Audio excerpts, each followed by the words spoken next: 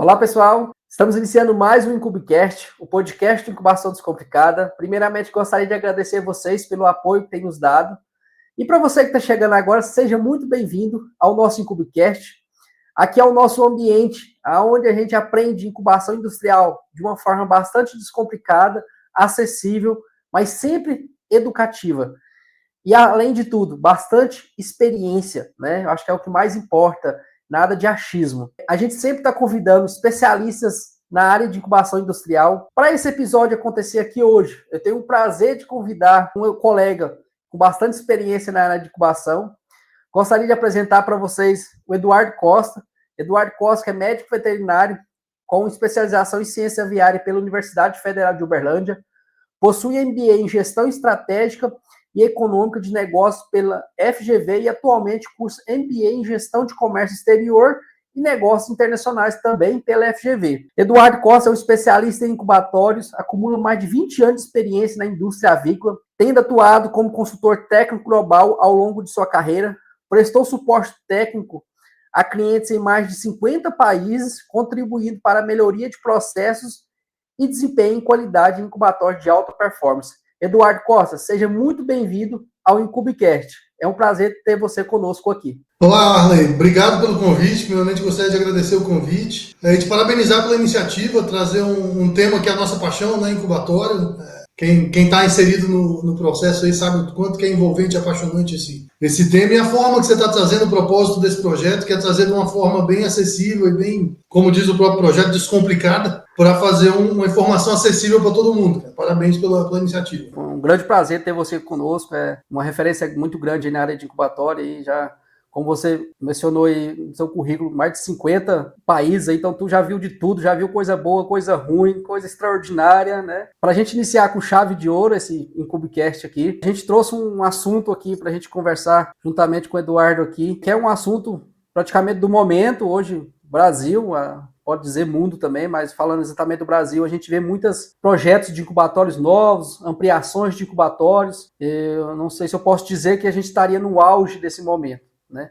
Então, hoje você vê praticamente quase todas as empresas hoje têm uma expansão, um projeto, pelo menos no papel novo de um incubatório, e outros já estão executando esse projeto ao longo do tempo aqui. Então, a gente trouxe um assunto hoje, o tema seria construindo um incubatório de sucesso. O que seria exatamente esse tema, né? Quais são as chaves para a gente construir esse incubatório de sucesso? Eduardo, eu tenho certeza que com a sua experiência vai nos ajudar muito. O que seriam os principais gargalos, Eduardo, aí, para a gente construir um incubatório de sucesso? Começando, primeiramente, pelos fatores que precisa ser analisado antes de iniciar uma construção de incubatório, Eduardo.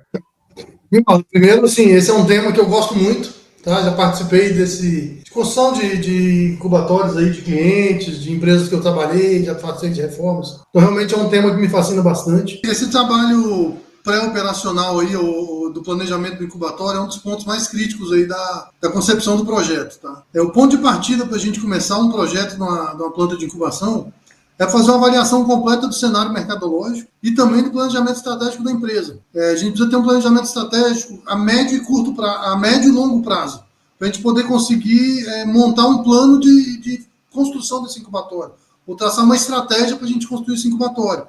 Desde o dimensionamento do tamanho da planta, dimensionamento do tamanho das máquinas, que são fatores cruciais para a gente conseguir avançar. Vamos definir de acordo com o plano de alojamento da empresa, ou plano de abate da empresa, ou alojamento, no caso, se for uma poedeira também, né? Vamos falar do mercado como um todo.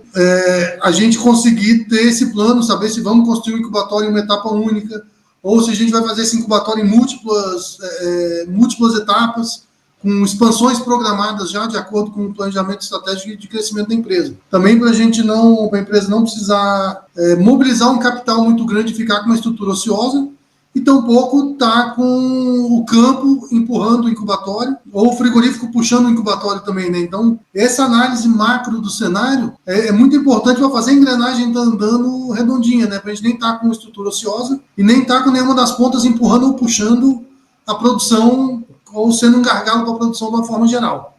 Tá? Dentre esses fatores todos que a gente estuda, Um dos pontos críticos que eu vejo, um dos pontos cruciais que eu vejo para o sucesso do incubatório é em relação à localização dessa planta. Tá? Porque a partir do momento que você escolheu o local, definiu a localização desse incubatório, é um casamento. Você não consegue tirar ele daqui a um tempo e mudar para outro lugar. Não é igual um trailer, um container que você pega e muda de um lugar para o outro. Você construiu ali, é um casamento para 30 anos, pelo menos, ou mais. Tá? Então, esse é um momento que você não pode errar, é uma decisão que não pode ser errada. Tá? E tem uma série de fatores que tem que ser consideradas na escolha da área desse incubatório. Né?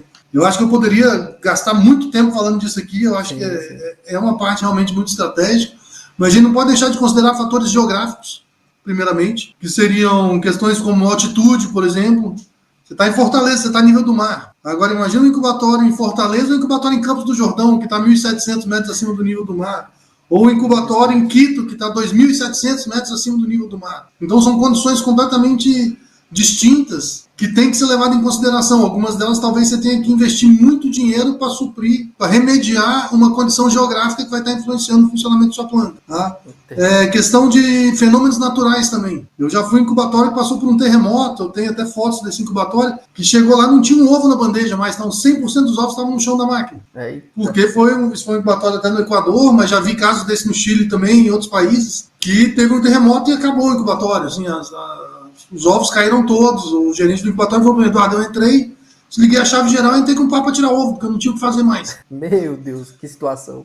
Outras condições climáticas também, gente. Tem condições climáticas adversas. Eu já visitei incubatório no Canadá com 20 graus negativo e já visitei incubatório no Oriente Médio com 50 graus positivo. Então, tudo isso tem que ser considerado, porque isso vai impactar no investimento também de ambiência, desse tipo de coisa. Né? Outro ponto crucial, disponibilidade de mão de obra. Aonde você está construindo esse incubatório, tem mão de obra disponível?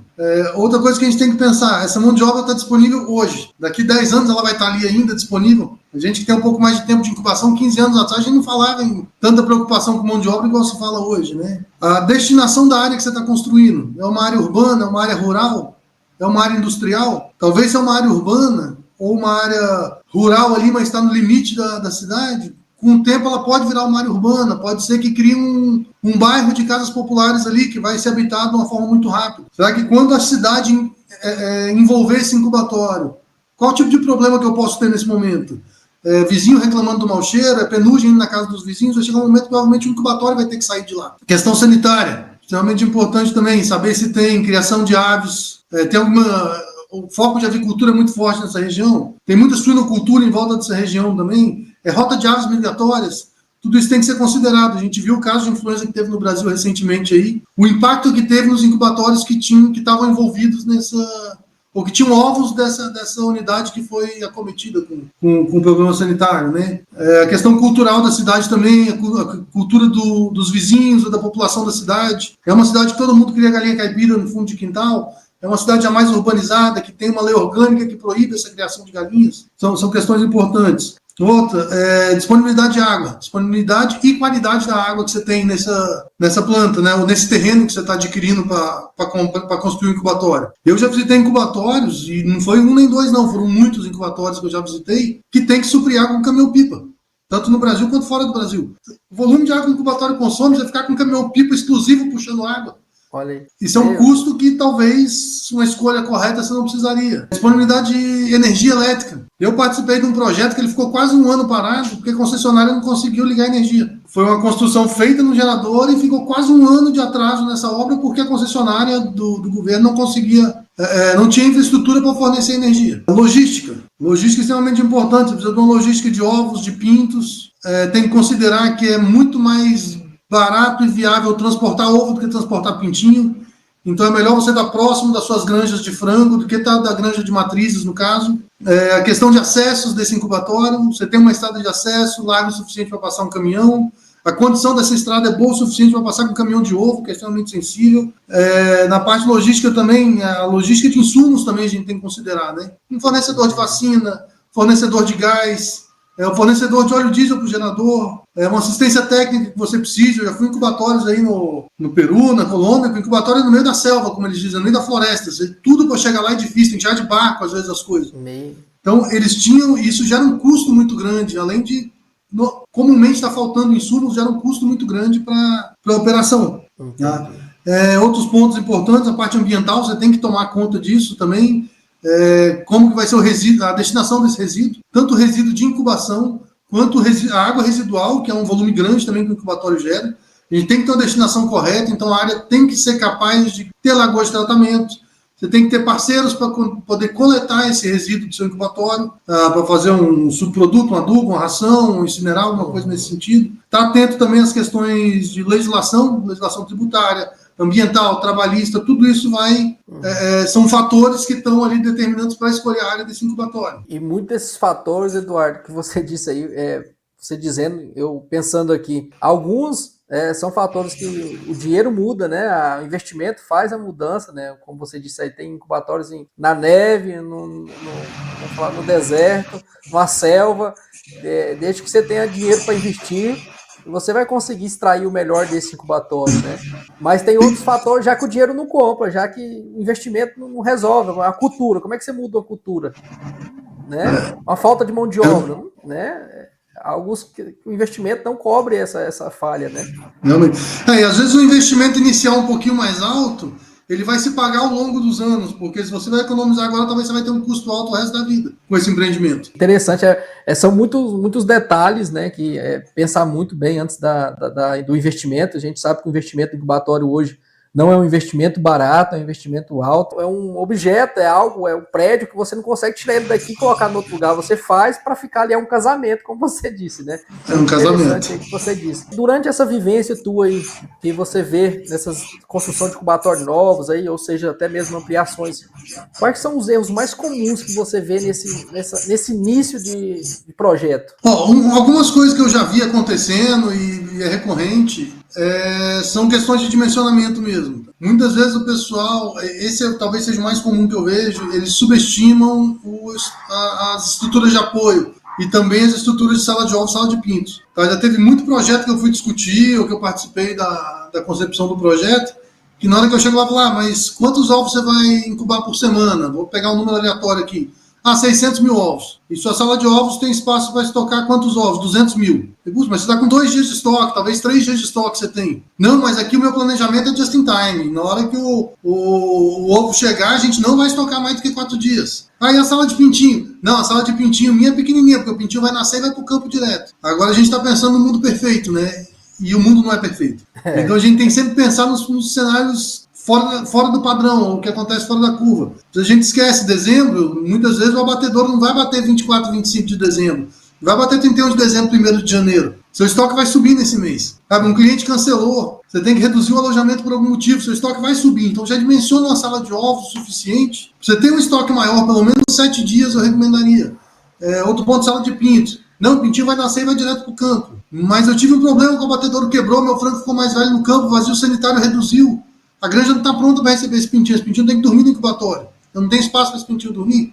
A gente não quer que isso aconteça, mas isso pode acontecer. Então esse é um ponto que eu vejo muito. Entendi. Outro que eu vejo, sim, que hoje o pessoal está considerando mais, mas alguns projetos mais antigos estão sofrendo isso hoje, que é a questão de não ter dimensionado o incubatório para automação. A gente falou, antigamente você fazia o cálculo, né? Falava assim, não, se eu colocar essa máquina, eu vou reduzir 10 pessoas no incubatório, mas a conta não fecha, vai dar o payback, vai demorar muitos anos. Hoje em dia, às vezes, você não tem opção de fazer essa conta. Ou você põe ou você não opera, porque não é questão do payback, é questão que não tem gente para trabalhar hoje. Entendi. Hoje, assim, todo mundo que você conversar na cadeia, independente de qual elo da cadeia que você está trabalhando, todo mundo está reclamando de mão de obra, falta mão de obra, a qualidade da mão de obra está mais difícil. Então, essa questão hoje, alguns incubatórios estão tendo que reformar para conseguir colocar uma automação lá dentro. Eduardo, às vezes não tem nem uma porta que passa o equipamento, né? Tem que alaguecer a porta, né? Ou não cabe na sala, e você tem que aumentar a sala para conseguir colocar um equipamento de lavação, ou equipamento de vacina em ovo, alguma coisa nesse sentido. E outro que eu já vi muito também é as expansões, em relação às expansões. Então, muitas vezes os incubatórios, eles têm um tamanho, passa por uma expansão, só que nessa expansão não acompanha a sala de ovo, não acompanha a sala de pinto, e principalmente não acompanha vestiário. Então, assim, é muito comum você chegar em incubatório ter fila para tomar banho para entrar, porque o incubatório cresceu muito, o quadro cresceu muito, mas você tem só 5 baias de banho lá para entrar 80 pessoas, 100 pessoas talvez. Então esse é um dos pontos também que a gente tem que estar muito atento.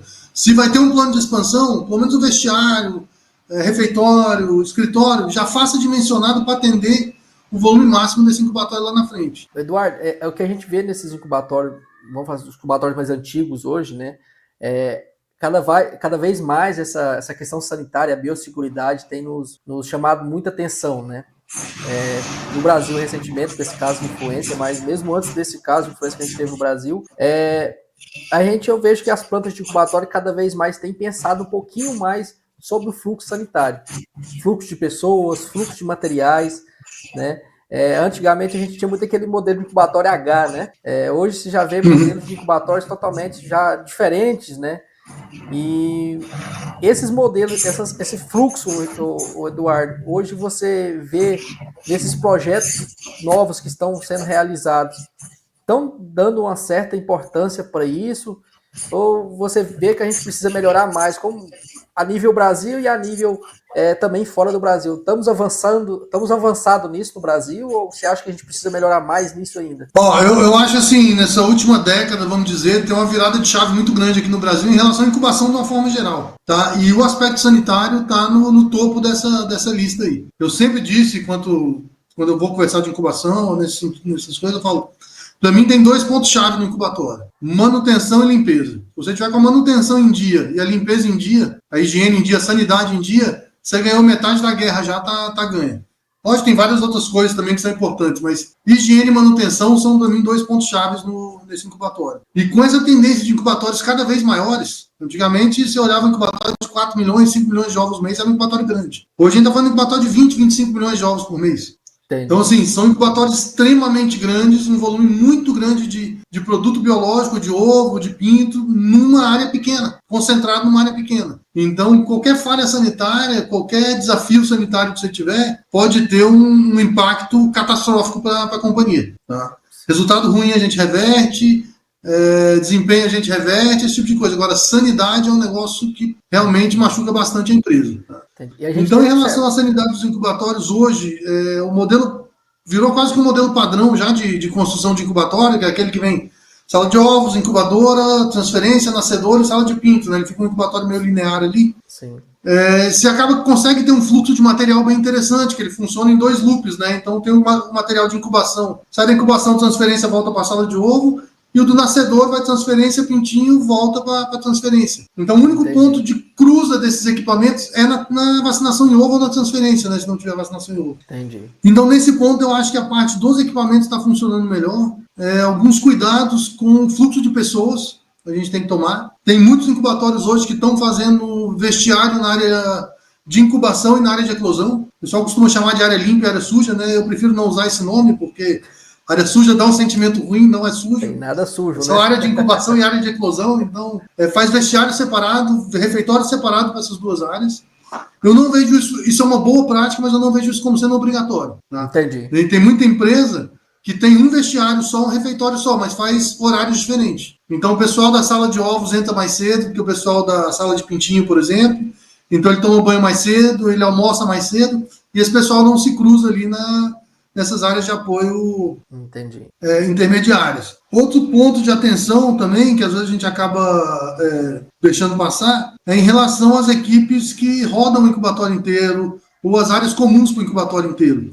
Então, vamos dizer, equipe de manutenção. A equipe de manutenção ela tem que estar onde tem problema. Ou, assim, ela tem que fazer a preventiva, você consegue programar sanitariamente, mas às vezes ele tem que ir na sala de ovos e ele estava na eclosão. Entendi. Então, assim, a gente tem que considerar, essa equipe é uma equipe que tem que estar disposta a tomar um pouquinho mais de banho por dia. Porque talvez ela tenha que sair de uma área que está mais contaminada, ir para a área mais limpa, ele vai ter que tomar banho, vai ter que trocar de roupa. A localização dessa oficina de manutenção também. Às vezes a oficina de manutenção está lá do lado da sala de transferência. Então toda vez que você for fazer algum movimento ali na sala de ovos, na sala de incubadora, você vai numa área mais contaminada e volta. Então esse tipo de coisa tem que estar sendo levado em consideração também. Entendi. Não, beleza. É importante isso que tu disse, uma observação também, o Eduardo, que a gente vê muito assim, nesses novos projetos, o cuidado, né? A gente, como profissional do dia a dia do incubatório, a gente vê o piso, né? Vamos falar do piso do incubatório e ralo. Eu falo que é um dos pesadelos muito grandes e erros de projeto, né? Às vezes o ralo, você olha para aquele ralo depois que ficou pronto e fala assim, mas por que colocar esse ralo aqui, sendo que a queda de água é para aquele outro lado? O piso, às vezes eu já vi piso, Eduardo, que às vezes ele foi feito a fresca ali, com uma areia ali, com uma coisinha, depois ele solta uma casquinha por cima, e geralmente a hora que vai lavar a gente tira essa casca por cima e acaba ficando aquele buraco. Ou simplesmente racha, né? Eu vejo incubatório novo, já conheci que o carrinho do ângulo de viragem ali está se desprendendo do traseiro com o dianteiro ali, porque o chão rachou ali no meio por causa de uma falta de compactação, né? E outro ponto também gostaria de citar, Eduardo, com a gente aqui, é a questão alvenaria incubatório parece que já está virando inimigo, né? Praticamente está tudo já em isopainel, né? Que é um material mais lavável, um material que tem uma asepsia melhor, né? Então, e a manutenção também bem melhor, né? Mais barata, isopainel é mais caro o investimento, mas é bem melhor aí. Então, é muito interessante essa pontuação toda, esses pontos aí, porque, cara, depois que o negócio está pronto, não adianta mais achar que vai ficar reclamando, que vai resolver, não, tem que realmente ser durante, acompanhando o projeto para isso acontecer. E muitas vezes, né, Eduardo, essas construtoras que constroem esses incubatórios para a gente, não a maioria, mas alguns, não tem esse conhecimento aprofundado, né, de incubação, né, não viveu essas dores que a gente vive no incubatório. Então, esse acompanhamento muito perto, né, Eduardo, tanto da área de nós, técnico de incubação, mas também dessa pessoal da engenharia civil, acho que é muito importante, né? Sim. A construção do incubatório não é uma construção comum, é uma construção extremamente complexa. Isso a gente tem que ter em mente, não adianta. É uma construção complexa. Quando você vai falar com o engenheiro, normalmente, pela falta de conhecimento da área de incubação dele, ele acha que é tudo muito simples. Não, mas eu construo piso de posto de gasolina e passa caminhão em cima e não trinca o piso. É diferente, o volume de água que a gente usa no incubatório, o volume de desinfetante que a gente usa no incubatório, a pressão que fica naquela rodinha, porque você está falando ali de 5, 6 mil ovos num carrinho. São 4 rodinhas duras que a ponto de apoio dessa rodinha no chão é muito pequeno, então assim, a pressão que essa roda faz no piso é muito grande, é carrinho andando para baixo e para cima o tempo todo. A grande maioria dos incubatórios, e os projetos novos com certeza, todos são feitos num platô para ter a altura da doca ali de expedição, tanto para receber ovo, para expedir pintinho. Então você faz uma terraplanagem muito grande ali, e sempre que faz uma terraplanagem, vai trabalhar um pouco, com o tempo isso vai acabar trabalhando um pouco esse piso, gera trinca. Essas trincas são um ponto de atenção também importante pelo aspecto sanitário. Imagina se entra uma salmonela dentro de uma trinca dessa, uma pseudomonas, um aspergillus até. Então, assim, a dificuldade de você tirar ele dali é muito grande. Mas ele consegue sair para atingir a gente no momento que ele quiser, mas a gente tem uma dificuldade muito grande de fazer esse controle. Tá? Então, antigamente você trabalhava muito com piso de concreto polido, famoso vermelhão, né? O cimento queimado. Vermelhão, cera. Esse é um piso que eu não recomendo, porque ele faz buraco, ele vai desgastando, e já vi acontecer até acidente, assim, de ter buraco na sala, na hora que tá passando com o carrinho, tombar o carrinho e perder um monte de ovo por conta disso, além do aspecto sanitário. Granilite é um piso também muito utilizado hoje ainda, é um piso muito bom, tá? Ele não é um piso ruim, mas ele trinca bastante. Então, assim, qualquer trabalhada que a terraplanagem der ali, qualquer trabalhada que o prédio der, ele gera trinca, assim. Já que hoje tem produtos que você consegue passar ali nessa trinca, algumas resinas, que você não fica esteticamente bonito, mas você consegue eliminar essas trincas, tá? E o que é o sonho ali seria o poliuretano, eu acho, um piso autonivelante, sem emendas, dificilmente trinca, visualmente é muito bonito, sanitariamente é muito bom, tá? Ele tem um custo um pouco mais elevado, mas é muito bom, tá? Em relação às paredes, você comentou do isopainel, realmente é a construção mais adequada hoje. A rapidez de montagem, igual você comentou mais cedo, às vezes o equipamento não passa. O isopainel você ainda consegue desmontar uma parte, passar com o equipamento e montar de novo. Quais seriam as preocupações que eu tenho em relação ao isopainel? Primeiro, coloca em cima de mureta. Então, eu já vi vários incubatórios que colocou o isopainel direto no piso e com o volume de água, o volume de limpeza de higienização que a gente faz nesses incubatórios, com o tempo começa a corroer a parte de baixo. Então faz uma muretinha ali de 30, 40, 50 centímetros, assenta esse painel em cima dessa mureta, a vida útil do seu equipamento vai ser infinitamente maior. E o outro ponto é sempre cuidar com o isopainel corta-fogo, né? Porque a gente veio aí no Brasil vários casos recentemente aí de incubatórios pegando fogo, fora do Brasil a gente já viu também. Então, o fogo é um ponto sempre de muita atenção. E você comentou do ralo também, não queria deixar passar esse gancho aí que você deixou. Em relação aos ralos. O ralo, para mim, é um ponto crucial do incubatório também. Além da caída, né? Se a gente sofre no incubatório, sofre em casa, tem que deixar um rodo no box do banheiro, porque a água vai para o lado contrário do dreno. Mas é o tipo de ralo que você vai usar. Tá? Usar um ralo sifonado, um ralo com retenção da casquinha. A casquinha é um bichinho danado, ela entope, ela vai juntando, ela vai formando quase que um concreto ali no meio. E você tem que ter então uma telinha para reter, um ralo sinfonado. O ralo sinfonado é extremamente importante, porque a contaminação pode estar voltando por esse ralo, você tem sala pressurizada. Então, pela rede de drenagem, pela rede de esgoto, pode estar passando ar de uma sala para outra. Um ralo sinfonado vai mitigar esse risco de contaminação. Entendi. Eu já presenciei, às vezes, o ralo lá da sala de nascedor, ele passa lá na sala de transferência. É sanfonado, aí você sente aquele cheiro e fala assim, mas a sala tá lavando, tá bem. De onde que é esse cheiro? É do ralo, justamente, tá vindo lá do nascedouro, né? Fluxo totalmente. Às vezes você sente cheiro de ovo contaminado na sala de ovos. Você fala, mas cheiro de ovo contaminado na sala de ovos, né? É contaminação que tá voltando pelo ralo. Então, um modelo de ralo adequado te reduz um monte de problema no futuro. Eduardo, você citou aí a questão do piso, né? Os modelos de piso que a gente tem disponível hoje, os melhores, os que têm mais durabilidade. Mas em relação à cor, Eduardo, hoje, assim, até eu uso muito o termo assim, né? O melhor piso é aquele piso que tu vê a sujeira, né? Que te mostra a sujeira, né? Hoje eu vejo alguns incubatórios construindo com aqueles pisos cinza escuros, outros já são pisos brancos, outros são pisos amarelos. Essa cor, ela ajuda no dia a dia do incubatório? Eu vejo a cor assim, é mais uma questão estética mesmo, né? Eu evitaria algum piso, por exemplo, tem incubatório com um piso muito branco, alguma coisa. Dependendo do tipo de produto que você usa para limpar, ele vai encardindo com o tempo, ele vai ficando amarelo com o tempo. Um quaternário de amônia, um quaternário de hidro, ele pode deixar ir manchando esse piso de alguma forma. Tá? Então, mas assim, tirando a parte estética, eu não vejo tanta influência na cor em relação à operação do incubatório como um todo, eu não sei pelo aspecto visual. Do mesmo jeito que ele te mostra a sujeira, ele no tempo vai encardindo, né? Mesmo pode ser o melhor detergente ali, o melhor equipamento de limpeza, vai acabar encardindo, né? Até esse dia eu vi nas redes sociais, vendo um vídeo, a pessoa comprando o piso, ele pegava o cabelo da esposa lá e colocava na cerâmica para ver se a diferença, como é que ficava. Qual que mostrava e qual que não mostrava, né? Qual que mostrava e qual que não mostrava. Esse aí é da prática, viu? Tá certo. Eduardo, sobre partindo um pouquinho no detalhe, questão da luminosidade dentro do incubatório. Hoje tem algumas, a gente vê incubatórios construindo com lâmpadas de LED. Esse seria realmente a saída, o melhor que a gente tem no mercado hoje, essas lâmpadas de LED, a luminosidade? Eu acho que sim, tá? A lâmpada de LED, vamos separar as áreas também.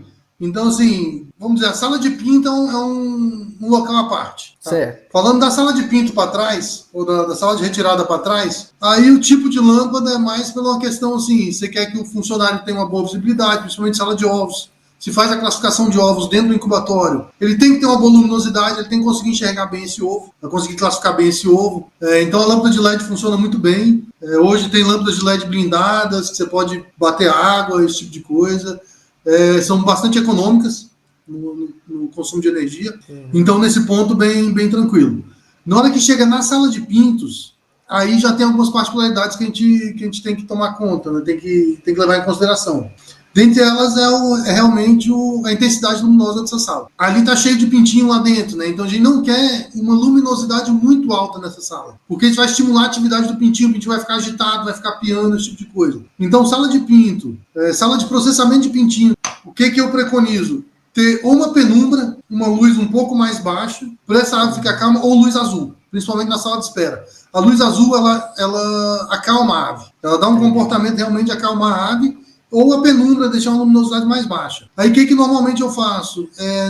Na mesa de seleção de pintinho, ou na mesa de sexagem, eu coloco foco de luz ali na altura da pessoa, que a pessoa que está trabalhando consegue fazer o trabalho bem feito, tem a luminosidade bem feita para fazer a seleção, para fazer uma sexagem, mas o pintinho que não está sendo processado naquele momento, ele está num ambiente agradável para ele. Então, meu ponto de atenção seria em relação a isso.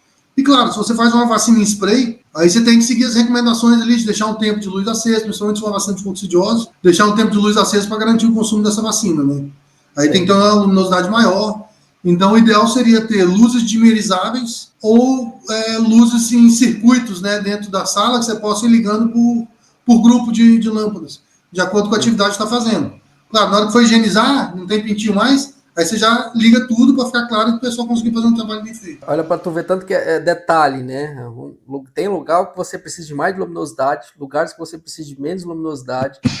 E para uma pessoa para um profissional da parte de engenharia que não tem esse conhecimento técnico de incubação, detalhe com o pintinho, saber o que o pintinho sente, ele vai colocar o mais iluminado possível, né? Eu vou colocar a luminosidade aqui que eu vou ver até as formigas no chão, né? E não é bem assim, né? Tem lugares que realmente precisam, outros locais que não precisam. Na hora de fazer um projeto de incubatório, né, nós vai conceber um projeto de incubatório, você tem que ter um grupo multidisciplinar trabalhando nisso, né? Não adianta você pegar um engenheiro que constrói shopping, um arquiteto, ou um engenheiro eletricista para fazer o projeto. Não, você tem que ter uma equipe multidisciplinar, né? Então, assim, eu listaria alguns profissionais quase que obrigatórios para estar nessa equipe multidisciplinar. Dentre eles, logicamente, o especialista de incubação. Esse é um dos serviços que eu faço para os clientes, para o mercado hoje. Ajudar nessa parte mesmo de concepção do projeto. Quando eu estou vendo um projeto com um cliente, eu falo para ele, assim, eu vou tentar ser a pessoa mais ruim do mundo aqui agora. Eu vou tentar de todo jeito achar falha no seu projeto.